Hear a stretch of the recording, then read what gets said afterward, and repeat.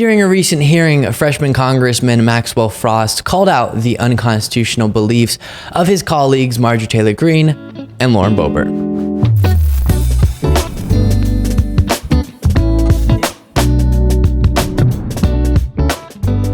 I have for you a fantastic clip of Democratic Congressman Maxwell Frost. Before playing it, let me break down the context and then we'll jump in. We've seen in recent years a surge in Christian nationalism and in this belief that we shouldn't have separation of church and state. And two of the people who advocate most prominently on behalf of this are Marjorie Greene and Boebert. There's some wild clips we'll watch after watching the Maxwell Frost one, and he'll reference them as well, that are crazy. And one of the things that is so aggravating about having these conversations is sometimes the disingenuous criticism of what I'm about to lay out is, oh, so what, do you hate religion or Christianity? It's absurd. In reality, it's the opposite. Wanting to protect separation of church and state, it's in the interest of protecting everyone's ability to believe in what they like and practice any religion or none at all. And Maxwell Frost, you'll hear, is saying in the clip you're about to watch, as a Christian, I'm saying all of this, which makes a whole lot of sense. Take a look. And this threat to democracy has made its way to Congress. I mean, my colleague, Representative Marjorie Taylor Greene, has said, quote, Christian nationalism is actually a good thing. It is an identity that Republicans need to embrace, and I am being attacked by the godless left because I said I am a proud Christian nationalist, end quote. My colleague, Representative Boebert, said, quote, the church is supposed to direct the government. The government is not supposed to direct the church. I'm tired of this separation of church and state junk, end quote, junk being the Constitution and Bill of Rights. The Bible itself in 2 Corinthians actually warns us against this. Paul warned against this. He warned us against people who would preach of a Christ that differs from the true Christ that we learn about in the Bible. That's exactly what Christian nationalism is doing. I condemn religious extremism everywhere, globally and domestically. We have to recognize the threat it poses to our most sacred freedoms and root it out everywhere. And I think it's incumbent, especially upon us as Christians, and me as a Christian, to be at the forefront of the fight to ensure that white nationalism and Christian nationalism doesn't see the light of day. Thank you, and I yield back. Boebert calling the foundation of freedom of religion, quote unquote, junk, is wild. Not to mention, Christian nationalism is inherently associating the identity of an American with their version of the religion of Christianity, which would be to say that someone of a different religion is less American, which is what they believe, but super, super dangerous.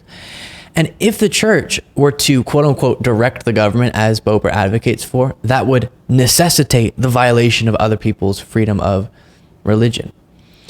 It doesn't seem that hard. Can we just respect each other's rights? Come on now, can we just get along? But apparently a lot of people do have a hard time with that. The good news is I think even most religious people think what they're saying there is absolutely crazy. Here, by the way, were these two clips that were referenced by Maxwell Frost. We need to be the party of nationalism, and I'm a Christian and I say it proudly. We should be Christian nationalists. The reason we had so many overreaching regulations in our nation is because the church complied. The church is supposed to direct the government. The government is not supposed to direct the church. That is not how our founding fathers intended it. And I'm tired of this separation of church and state junk that's not in the Constitution. It was in a stinking letter, and it means nothing like what they say it does. So, of course, when Boebert says it's not in the Constitution, she's childishly defining not in the Constitution as whether or not the literal words are written as we say them, separation of church and state. That sentence is not found in the Constitution, but of course the Establishment Clause protects people's freedom of religion, and that necessitates separating church and state, as Jefferson called in the letter, as Boebert referred to it, the wall of separation between church and state. Not to mention it's been cited a bunch of times in court cases since then. I know you all are very familiar with this. It's just the only way to refute what is being said. And if the Constitution says, as it does, that Congress can't respect the establishment of a religion, meaning a state religion, how on earth does Boebert think that wouldn't contradict the church directing the state, meaning a state religion? That's what that would be. And then just to emphasize once again, this is in the interest of what I'm talking about, protecting Boebert's right to practice the religion that she does and then act in really unchristian ways.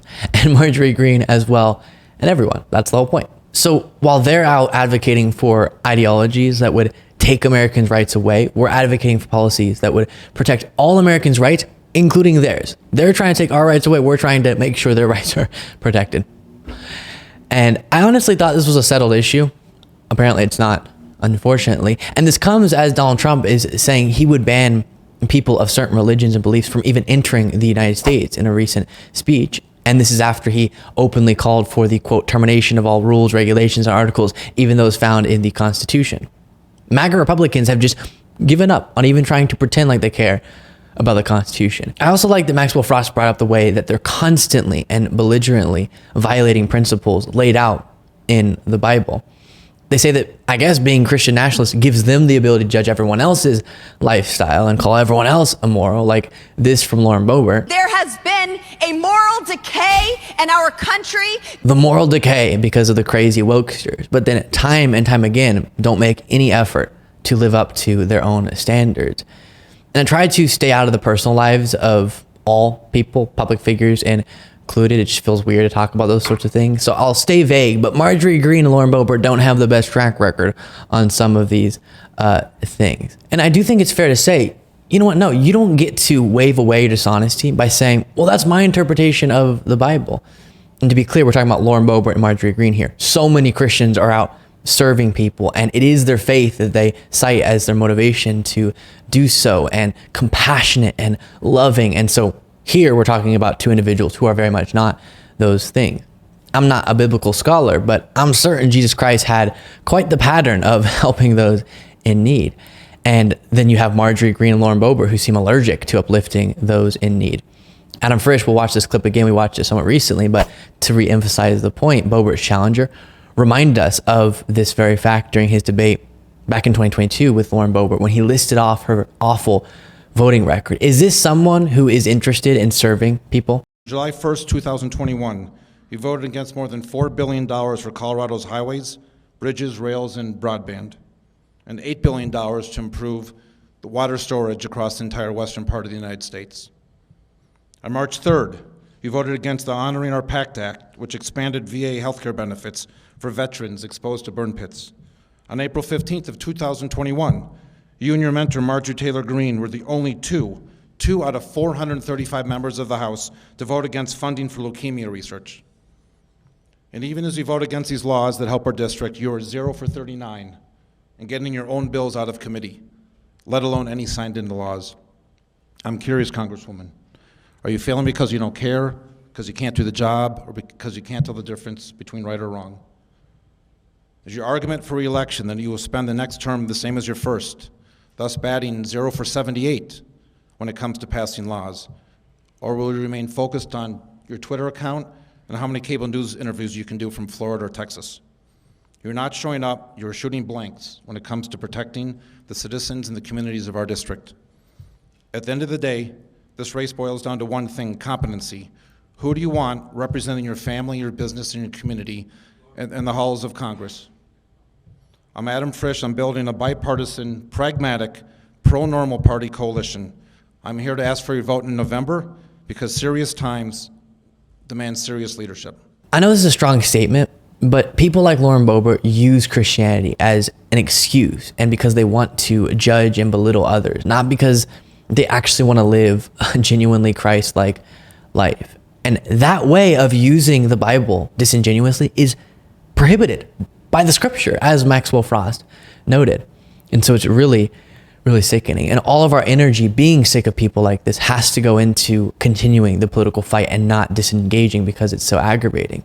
Helping Adam Frisch, for example, defeat Lauren Boebert. That's why I keep coming back to that subject and other actions like it. And then working to get enough power to do what? Go after, get revenge for what they did when they were in power? No.